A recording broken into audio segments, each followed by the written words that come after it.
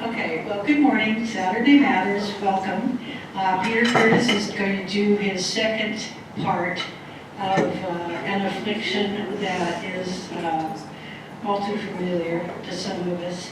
I knew a professor of physical anthropology that said the human race was going to be condemned forever to back pain unless we managed to breed a population and evolve a body structure that's more suitable to being upright on 2 feet rather than going around on all fours. Have you heard anything like that?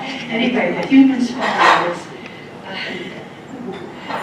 is a fascinating subject and sometimes an infuriating one. Peter, let's go ahead and hear what you have to say about it. I gave a talk in August, the first of 2 on back pain, and unfortunately because of COVID, it got stopped, and so the sequence is kind of broken up. In that talk, I presented some thoughts on how we feel pain, which is in the brain and not in the body, and all the factors that change pain that we feel, which include how we were brought up, our genes, and our experiences. I also talked a bit about the history of low back pain and the history of the treatment, which goes all the way back to Hippocrates. Now today I'm going to talk about my own experience in training, or lack of training, for back pain. And as part of that, I will take you on a couple of digressions, historical digressions. Well, in 1956, which is quite a long time ago, I was accepted as a medical student at Guy's Hospital in Suffolk, in London South Bank, and it's a very famous institution.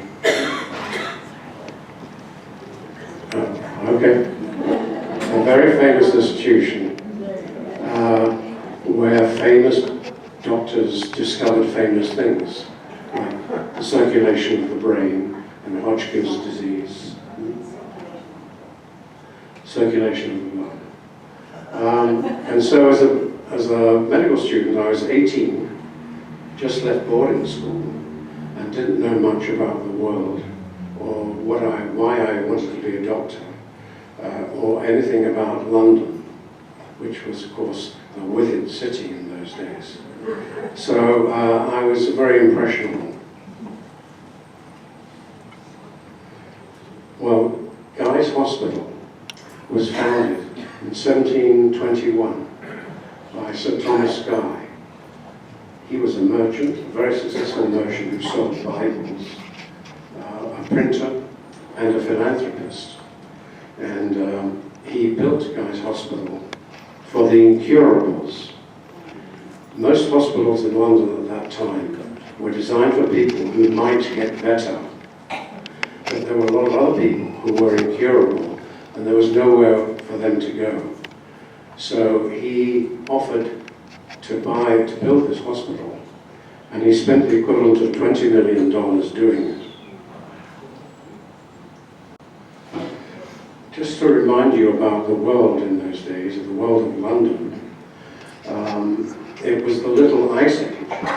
Those of you who don't know about that, there was an ice age in Europe between about 1500 and 1700. And people could skate and live and sell goods on the big rivers of Europe, the Seine, the Thames, the Rhine.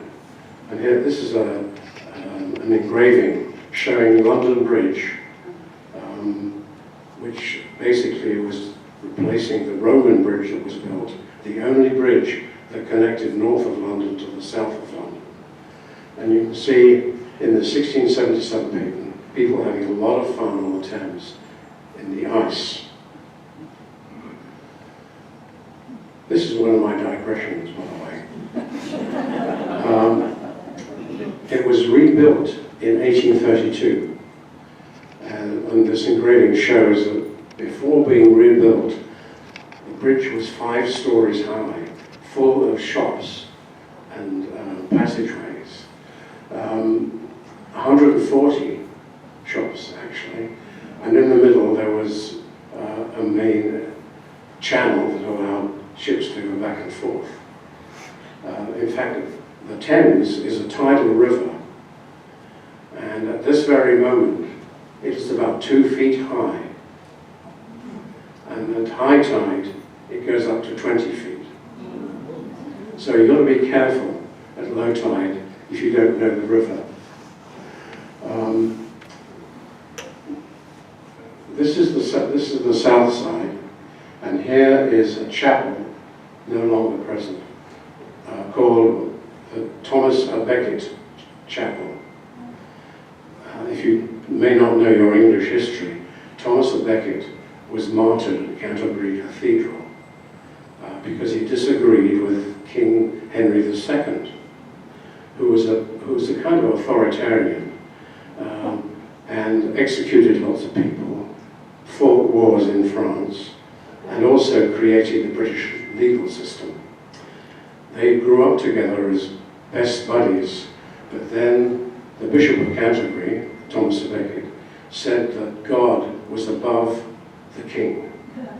And the king said, no, I'm above God. And he sent his knights to go and execute the Archbishop of Canterbury.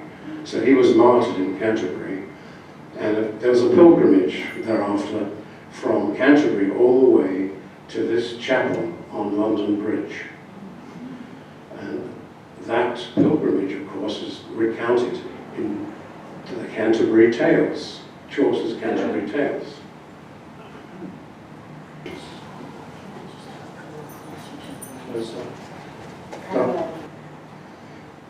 Thomas Guy, who I thought was a wonderful person when I first arrived as a medical student, turned out to be a gangster. This is his statue in the forecourt of the hospital, and it was taken down recently for a few years and is being put back again. And the reason is that he was famous. He was a member of Parliament, and he was what we would now call a billionaire. But he invested 200 million of his dollars of his slave trade in this. He sold 60,000 slaves to the Spanish Caribbean colonies and made about $400 million worth. He helped set up a thing called the South Sea Company, and this was a scam. Basically, the aristocracy and wealthy people in England were persuaded to buy shares in this company, which set up plantations throughout the Caribbean. The problem was that the plantations didn't exist. And eventually the news leaked out, and there was a crisis, and this became known as the South Sea Bubble. It was the first financial bubble the world had ever seen. The first time that shares had ever been sold to the general public. Slavery, turns out, as I discovered later, triggered the Industrial Revolution in Britain. And these 3 ports, Liverpool, Bristol and London, were the source of the ships that went to Africa and then took on slaves and took them to the Caribbean.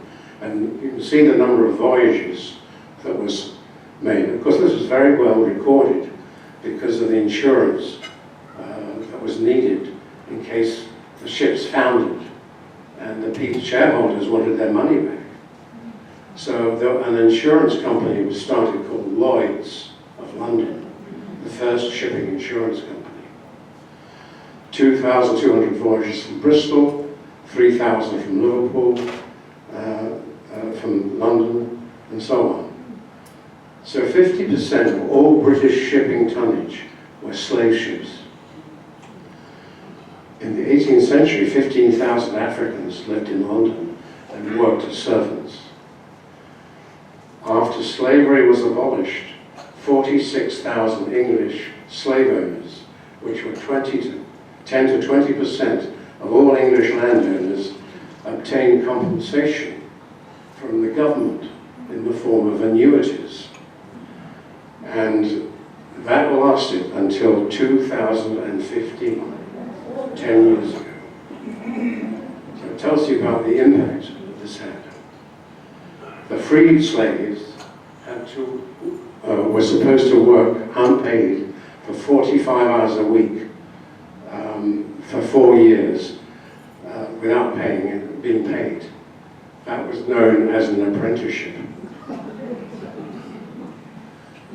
This document is an asiento de contract, which was signed between the British slave owners and the Spanish owners of the plantations, because the Spanish were not allowed to send slaves to their plantations. So the British sent slaves.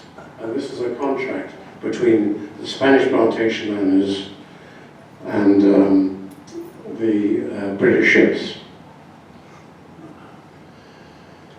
Things got more public eventually, and here, 1781, was the Zong scandal, a huge lawsuit in London, because the Zong, which was a ship, was involved in a very misguided trip, and the artist was Turner,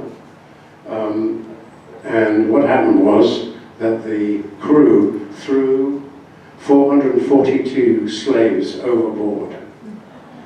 And the reason, supposedly, was that they were short of water. In fact, that was not true. The reason was they wanted the insurance money. So it became a kind of a British national crisis. This is a picture of Speke Hall, one of the jewels of Tudor architecture in England. It was built in 1523 near Liverpool, one of the ports where slaves went from, by Richard Watt, restored by Richard Watt, thanks to his compensation for having had slaves. It was a cost of $20 million to restore it. Think about the East Wing. Other UK buildings and upgrades were financed by slavery. Penrhyn Castle in Wales, Bute House in Edinburgh, Parliament House in Edinburgh, Harewood House, Leeds, and the London Guildhall, the Bank of England. All the governors of the Bank of England were slave traffickers. We'll get to back pain in a minute. Back to my career. It's 1964, Carol and I were married. Oh dear. 1967, I joined the Department of Rheumatology at King's College Hospital. And that was not built by slave money. It was built in 1839. But working in the department, I found frustrating. Because one of the things in England in those days, in the 60s, was that to have a career, there was not a residency you could go through. You had to pick your own way through different jobs and train yourself. So I thought, well, maybe I'll become a rheumatologist and rehabilitation specialist, and because there were lots of opportunities there. But it was a very monotonous occupation. Back pain, neck pain, all sorts of muscle problems. I got fed up with it. Same thing every day. I realized that I was not going to be a specialist, because specialists like to concentrate on a small area of the human body or mind. And I didn't like that. But I heard some good things from patients who were no better after I looked at them, about an osteopath called Dr. Guy Beecham, who had consulting rooms in Harley Street in London. Harley Street is London's medical mecca. It's where all the elite practice. and I decided to check him out. So this is Harley Street as of this day, and it's Georgian, early Georgian, and it was built by the De Walton family of developers with slave money. And it's the main central consulting centre in London for fashionable patients and fashionable doctors, as well as the doctors to the Queen's Court, or now the King's Court. Also people who like to practice alternative therapies practiced out of there. And the reason it was so popular was that it had large rooms in the bottom section for the offices for people who wanted to do their trades there, like government officers and military and so on, and doctors. So it had large ground floor rooms and then family rooms above. So Harley Street was in its heyday from 1750 to 1820, and in 1860 there were 20 doctors practicing out of Harley Street. In 1900, 80, and it kept on going up until 2024. There were 5,000 doctors practicing in Harley Street and around there, and there were also 42 osteopaths and 3 chiropractors. It's all very fashionable and also discreet, Harley Street. No big advertising. And you can see these are the brass plates that belong to various doctors. Patients and visitors, you just push the button and you walk in and walk up the stairs on a very plush carpet to be seen. And these are the nameplates. You'll see the name there, B. Curtis. Nothing to do with me. In Harley Street, I became a part-time informal apprentice, 1.5 day a week, to Sir Dr. Guy Beecham. I took weekend courses with the British Association of Manipulative Medicine that had just formed. And you can see the acronym, BAM. And world-renowned Dr. Syriacs, who did practice orthopedic medicine, not surgery, medicine, which is another word for rheumatology. I also studied books, texts by a Frenchman, Robert Maine, and Jeff Maitland, an Australian. And I learned various other techniques of injection therapy.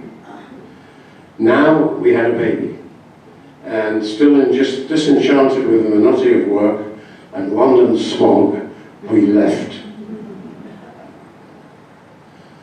And this is where we went to, the English countryside, career track switch, and we wanted a community life with clean air to bring our son up in.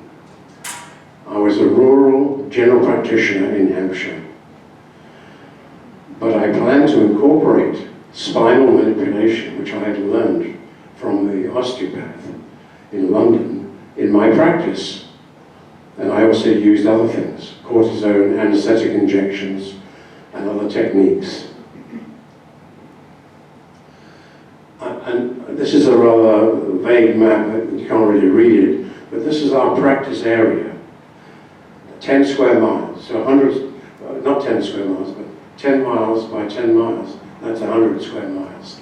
We looked after 10 villages, we had 6,000 patients.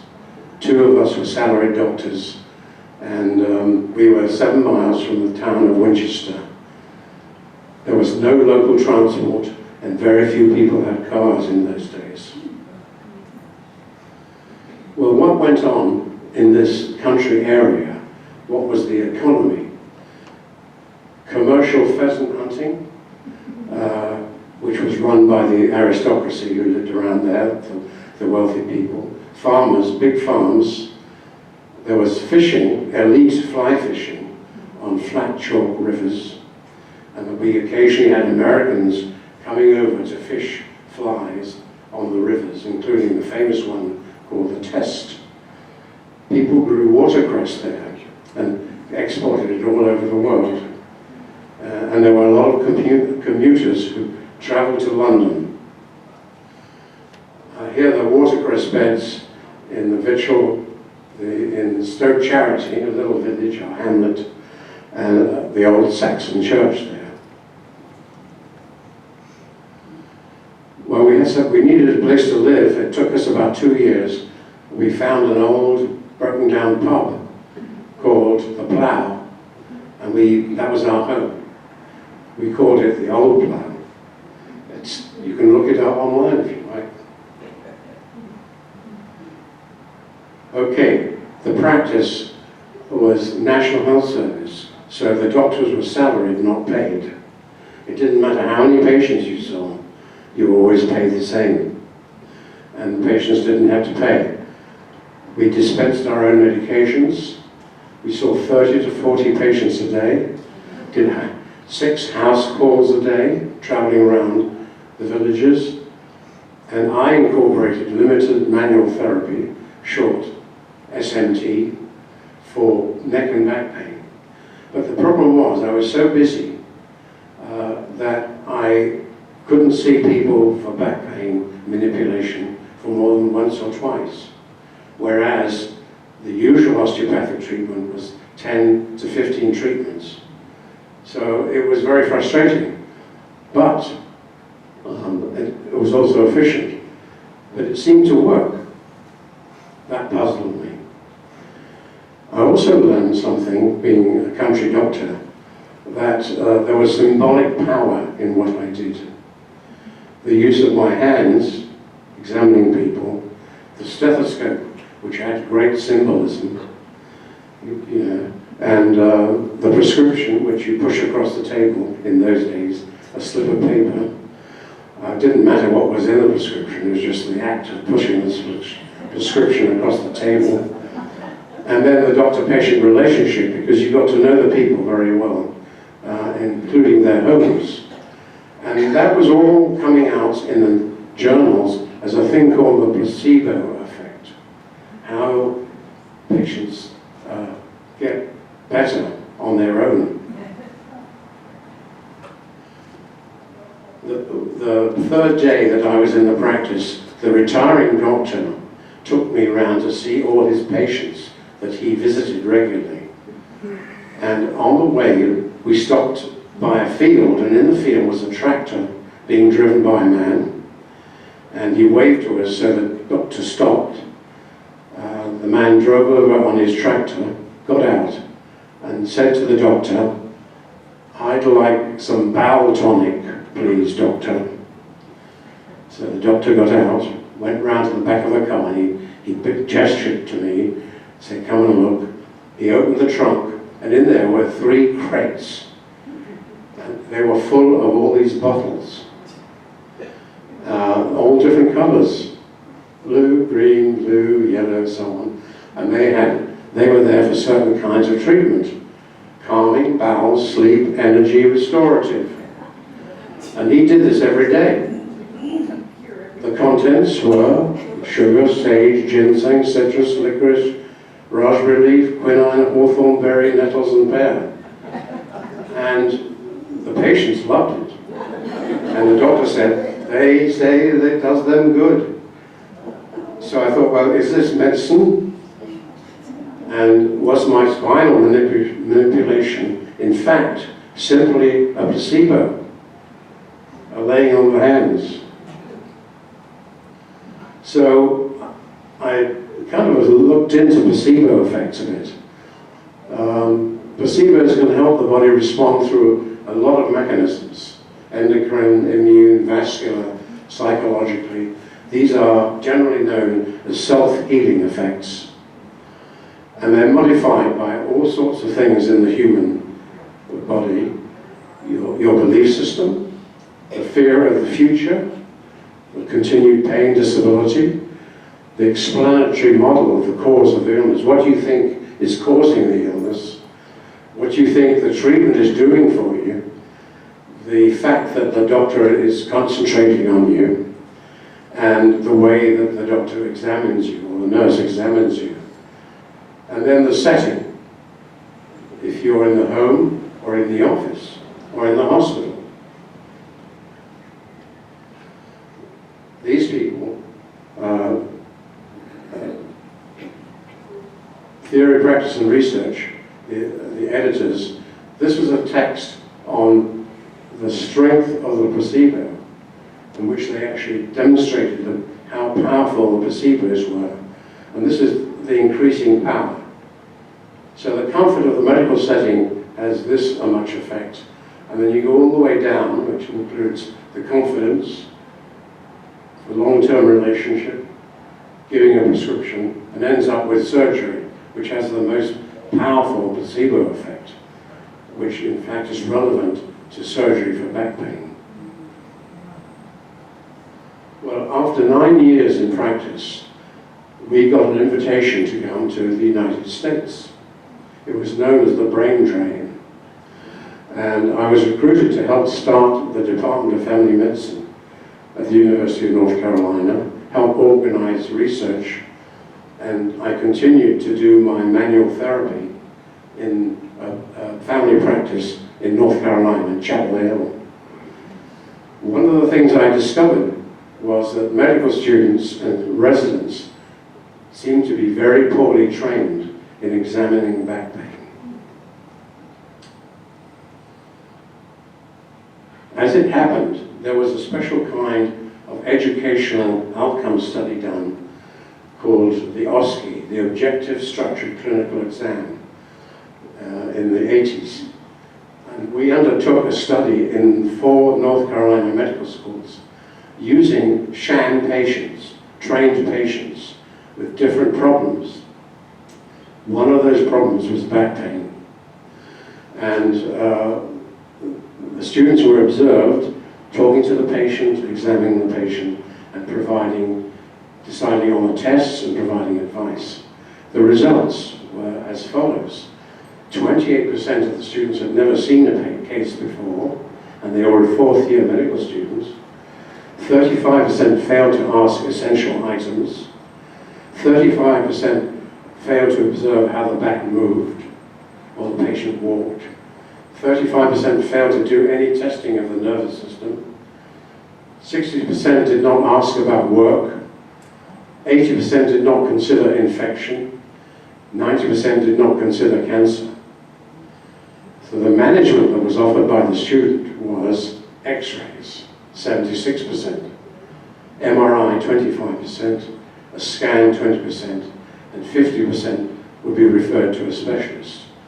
This probably explained, in my mind, the reason for the enormous cost of back care in the United States.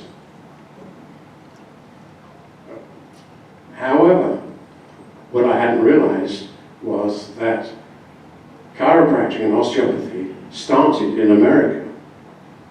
And it started as a result of immigration by loads and loads of poor Europeans, some of whom were bone setters.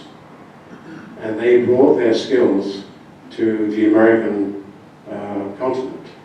So this is a picture I showed last time, 1910.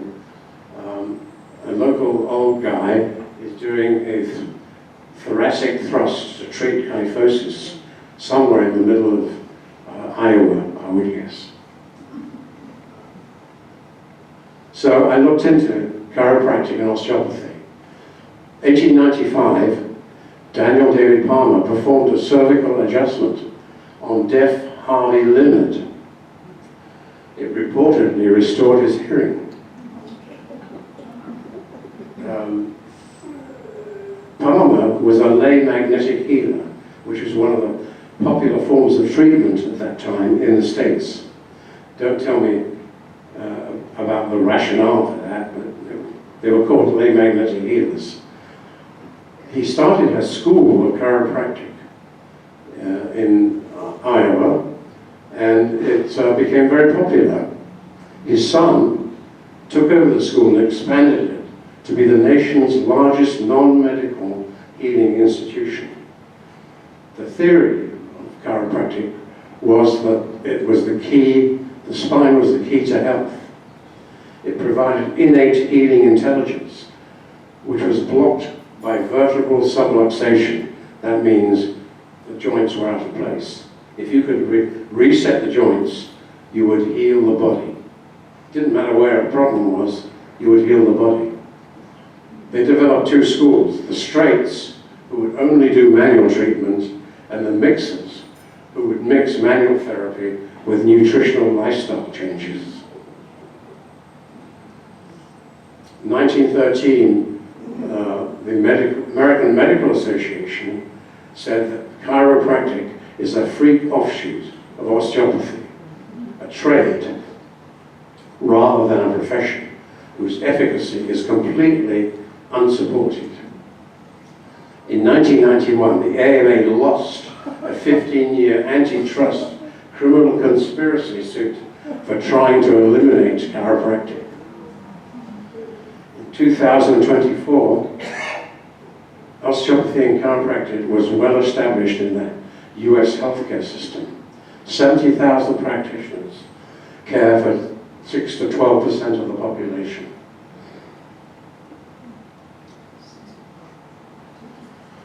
Okay. A little bit about chiropractic techniques.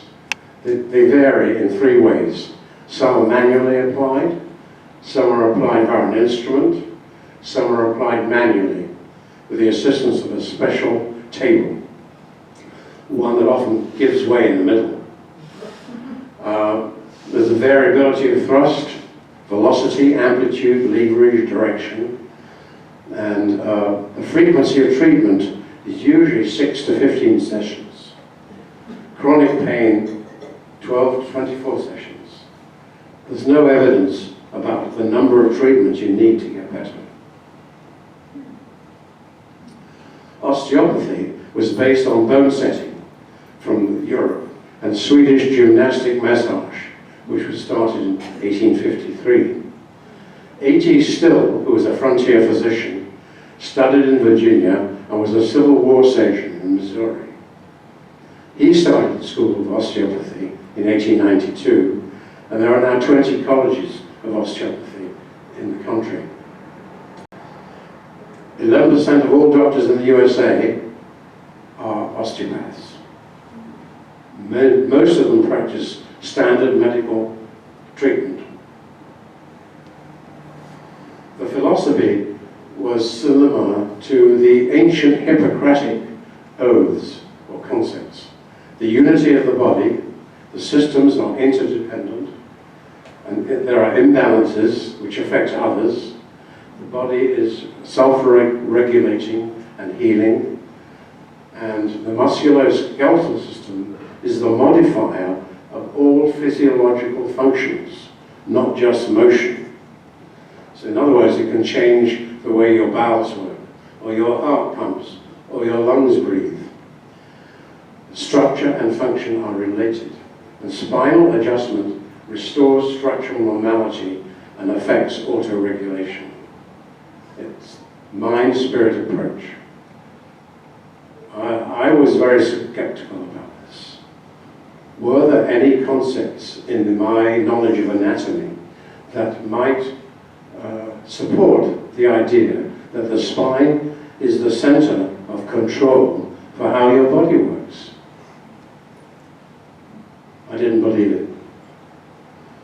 Here we are, the spine, lumbar vertebrae, and of course there are thoracic vertebrae, and the pain here originates in the discs, facet joints, the sacroiliac joint, and the postural dysfunction. How does all this fit with the osteopathic theory? It's through what people now think is visceral and somatic nerve conversions. What was discovered in the 70s by Dr. Warwick, who, strangely enough, was my professor of anatomy at Guy's Hospital, was that there are fibers that link the spinal column to the intestines, the heart, the lungs, and all the internal organs. In other words, there's a two-way communication system between the spinal column and the rest of your body. So, visceral disease, that is, diseases of the lung, stomach, and pancreas, can cause back pain, muscle pain. And the same way that back pain can cause changes in the stomach and heart. So chiropractors will tell you if I manipulate the third and fourth thoracic vertebrae, can change the rate of your heart, or I can change the acidity of your stomach, and that has been shown scientifically. So there is some sort of connection, which we don't really understand very well. So these are the various techniques. I'm going to move along. So in the States, at the University of North Carolina, when I saw patients, my protocol for chronic low back pain was, first of all, to explain to patients that their back was not damaged. This is one of the beliefs that a lot of people have, that if you have severe back pain, you're damaging your back. That, in fact, is not necessarily true. In fact, all the MRI studies of spine indicate that just as many people with no symptoms have changes in their spine as people with symptoms. I used a non-specific spinal manipulative treatment, maybe 1 to 3 times, to produce quick relief on the table in the consulting room for 24 hours. And sometimes, if it was severe, I would give opioids just for 3 days, because they do work, except later on, they do the opposite. Plus a daily exercise program. I would advise increasing activity and exercise, and give out an exercise program, and I would generally call the patients at home twice to make sure they were doing it. And I would talk to the family about making sure their partner or father or brother did what the doctor said. No enabling. So my spinal manipulative therapy protocol seemed to work, but I wasn't sure why. There was no evidence in the literature that 1, 2, or 15 manipulations produced an effect. And the question was whether any controlled studies. At that time, nothing much had been done about back pain. But at the UNC Medical Center, I became friendly with a rheumatologist who was very intellectual, incredibly intelligent, and very acerbic. We had an argument about spinal manipulation. That's me. My clinical experience shows that SMT relieves pain and reduces disability, often after only just 1 or 2 maneuvers. What a claim. Dr. Adler, the rheumatologist, ridiculed it. That's ridiculous. Spinal adjustment is pure placebo. Which one of us could be right? Well, it turned out that the Robert Wood Johnson Foundation was willing to pay us to do a study to see if we could prove one or the other statement. Compare a single spinal rotation maneuver with a sham movement. So we did a randomized controlled clinical trial, a small one. You could call it an exploratory trial, comparing one manipulation against a sham. We randomly assigned 57 eligible patients who had no previous experience of manipulation, men and women.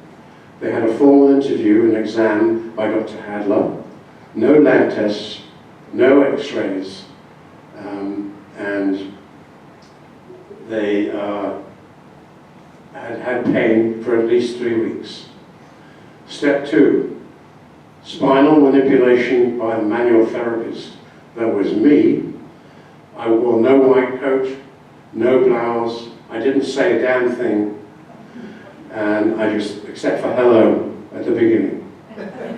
I didn't smile at them because smiling can make your back better. The control movement was have the patient lie sideways the knees flexed, and just flex the knees up to the chest and ground them, a bit like Kai said yesterday. The manipulation was a right and left spinal rotation with a long lever, high velocity, low amplitude thrust. And I'm sure you don't know what that means, so I'm going to show you. That's me, completely silent. That's the patient or the subject. That's the lever thrust with the leg over, and one hand pushes the buttock that way, the other hand controls the back. No doctor chat, impassive face, eliminating or operator effect. Well, the results were as follows. All subjects with less than 2 weeks of back pain got better equally. So manipulation didn't do anything for those people. People who had 4 or more weeks of low back pain improved significantly after one manipulation compared to the sham in terms of pain and mobility. So one manipulation seemed to do something. The problem with the design was that there was a small number for study, and the other one was we had no information on the psychosocial factors that might be influencing the outcome. We didn't ask about that. That is a very complicated thing to account for. Could the result be explained? Well, my explanation was one manipulation produced a stretch effect, and the patient would feel immediate relief of spasm and pain. The patient might then be willing to believe that he or she obtained relief from a benign, remediable cause of pain. Their fear of further back pain, fear of the future, disability damage was diminished and eliminated, and there was more willing to commit to a specified rehab program. Why would one SMT improve chronic pain patients, but not short-term patients? That was the big question. Just to remind you from the last lecture, which I'm sure you've forgotten, I have nearly forgotten it. Human pain threshold is affected by many things. Pain history, culture, social ethnic status, depression, work, stress, insomnia, genetics, and early abuse, especially in childhood.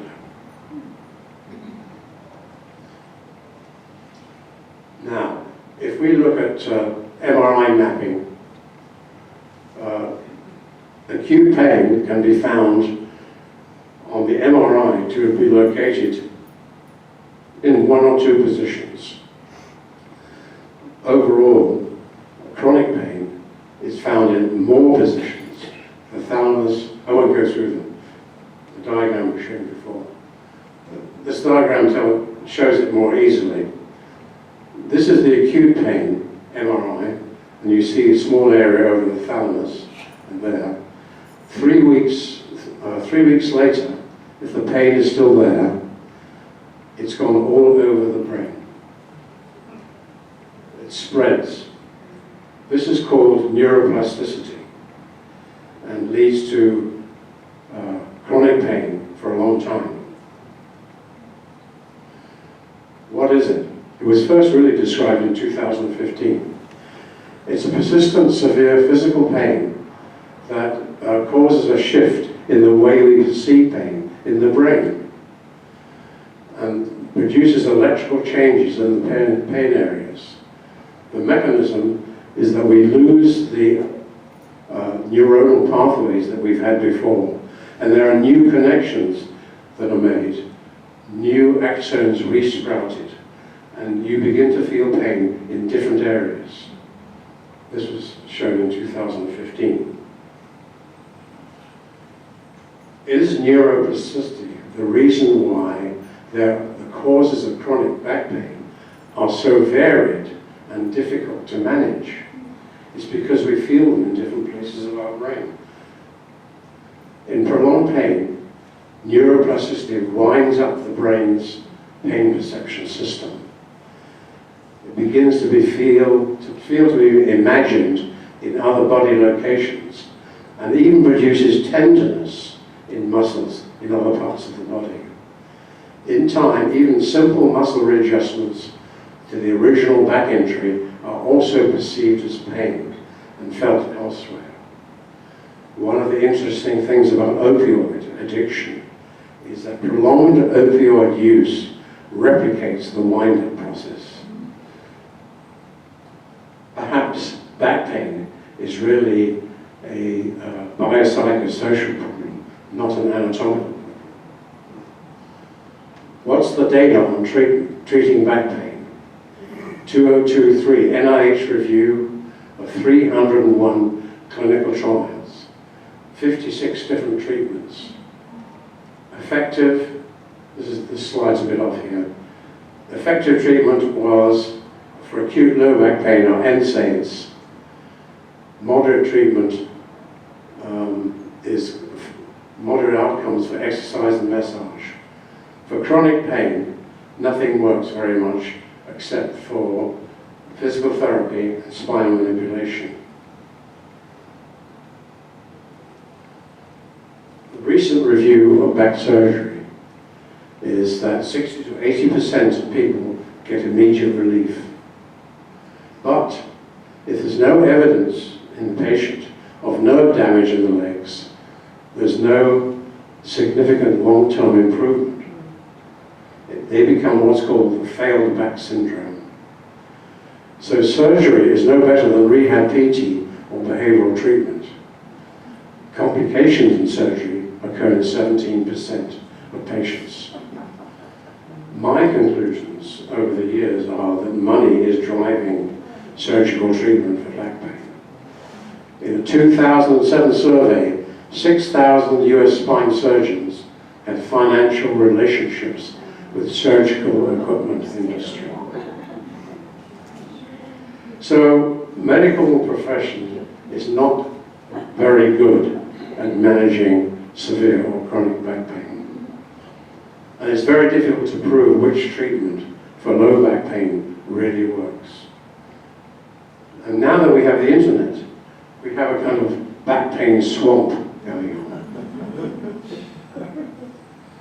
Here are some new treatments that you find on the internet. Ways to modify the nerve responses in the spine. What's known as a TENS unit, which is worn over the back. Randomized controlled studies show no benefit compared to sham in 1990. Electrode implants in the spine with a pulse generator. 50% improve, but you've got to spend $8,000 for a test period, and then between $35,000 to $80,000 for the procedure. Of course, if you have insurance, you may be lucky. There are surgical risks, and of course we know nothing about the placebo effect of all this. Introsect is a new technique in which you insert a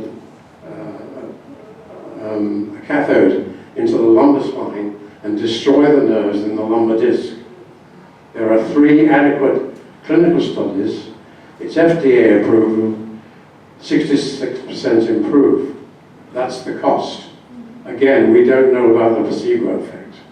And finally, stem cell injections, which inject cells that may produce regeneration of the disc. Here's an illustration of it. This is the Introsect, which is a disc nerve ablation. You see these are the nerves over the disc. So you destroy the nerves, hoping that that will take the pain away. This is the Neuromed, which is a TENS unit, an external stimulating unit. The idea is to change the nerves sending the pain messages to the brain. This one is difficult to read, but basically it is a new way of trying to prevent neuroplasticity by putting electrodes either on top of the head or inside the brain. Invasive, non-invasive. Nobody knows quite what the results are. Partly, nobody knows quite how it works. So it's being tried out all over the world. So, how much of chronic pain is a biopsychosocial problem with unclear physical causes? Or is it mainly a brain spinal cord problem, dysfunction caused by neurological wind-up? If so, which doctor that you go to see is going to help you most of all? The best healing pathway? Is it the expert here, neurosurgeon, orthopedic surgeon, chiropractor, or the osteopath? Or is it the generalist who might know who to send you to? But generally, we don't know who is going to give you the best pathway to care. A few things to add on. The new healthcare manager,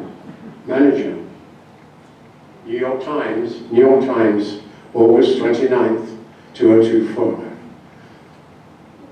An article reported a new medical pilot program, an AI algorithm with no medical professionals involved, will decide and deny coverage of spinal care by the insurance company. That's coming. It's already here. In 2020, United Healthcare started using the Navi algorithm for insurance claims. That has produced a procedure denial rate of an increase of 9-fold.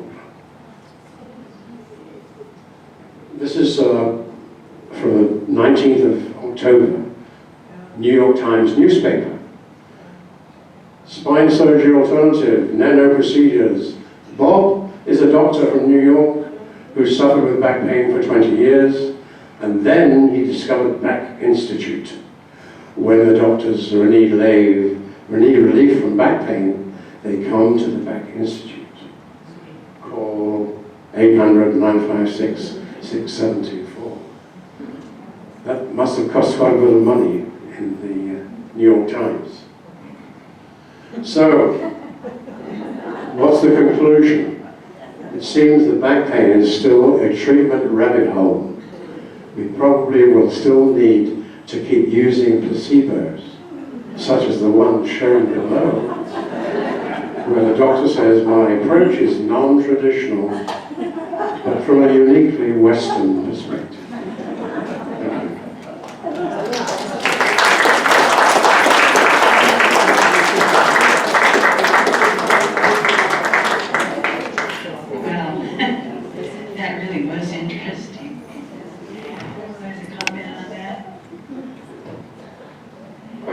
Questions?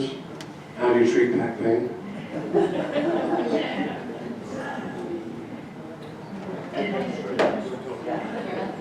I see a hand up right in front. A hand is up. Very discreetly. Okay, so I've been retired completely for over 2 years, so that's my disclaimer. But I did run a bone clinic outsourced at the University of Washington Medical Center.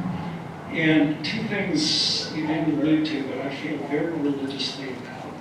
When you're confronted with this pain, there are two things that you immediately start to lose. One is your range of motion, because you're just afraid of certain things that are going to result in you being uncomfortable and in pain. And number two is your functional capacity just falls off the cliff. It goes downhill precipitously. So if you can find a very mean physical therapist who focuses very much on at least preserving range of motion and encouraging what limited physical activity is possible given the limits of pain, you have done a great service to yourself, regardless of really what the underlying pathology is. Would you agree or disagree with that? I agree with you totally. the exercise and function are the keys. The main thing is to persuade the patient that they have to take away the fear that they will become disabled. There's a fear for their family, a fear for themselves, a fear for their income, and a fear for many other things. So if they can understand that their back is not middle class, and that in fact is probably normal, they will do the exercises, which is one of the reasons I used to call up the family and say, is Bob doing his exercises? Because you send Bob home with a sheet of paper, having shown him what to do, and he sticks it in the fire. So it's often a family thing, not just an individual thing. Just to clarify, Peter, most of this is dealing where there is no external damage, such as the leg or foot. Most of what you're talking about, or does it include when there is definite damage apparent? Yes, if there is physical damage to the leg, or there's a neurological deficit, weakness in the leg, tingling, then you're dealing with a bit of a different problem. Most back pain, maybe 5% of back pain involves neurological problems. I assume you're speaking of a very different set of conditions than rheumatoid arthritis. That's an... I'm just talking about mechanical back pain. Yeah. That's happened because That's the commonest one. But I just want to let you know I'm retired. So don't go knocking on his door. He does not have office hours. So in a way, this talk is must be kind of disappointing to you. Because it's a sort of warning, except that I think that the idea of neuroplasticity is offering hope in the future. Because if it is truly a change in the way we perceive in our brains, that may be the way to go for a huge problem for the country. But it has to be, the technology has to be improved a great deal. I've just been intrigued by your comments about touch. And when I go to the doctor now, I insist on shaking his or her hand.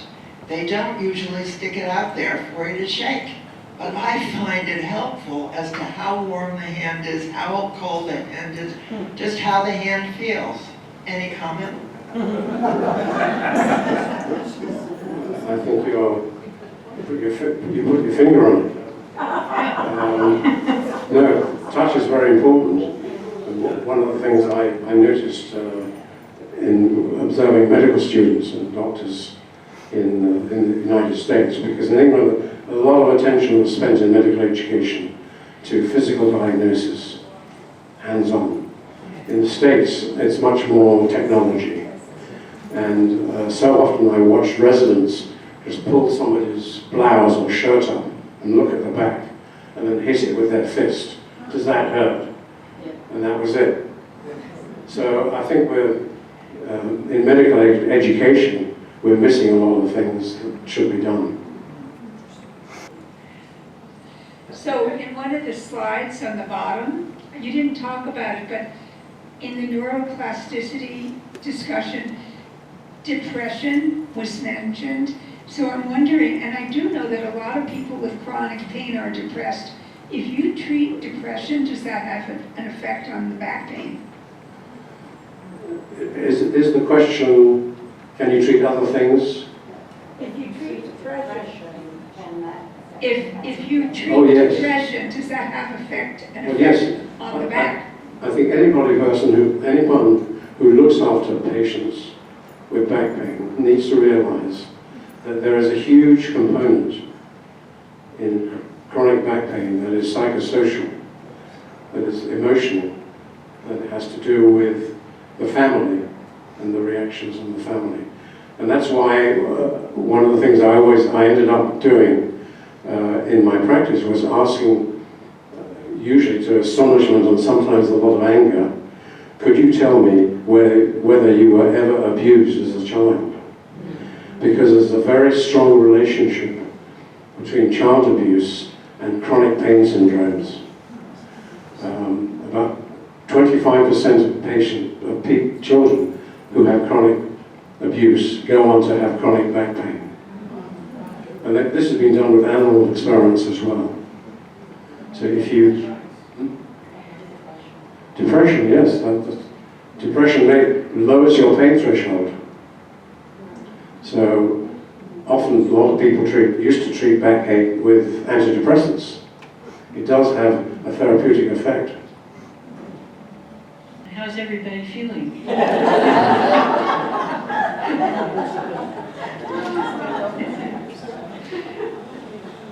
Okay, I have a question. Yes. It's a feedback. Feedback for me. What did you think about my digression into slavery?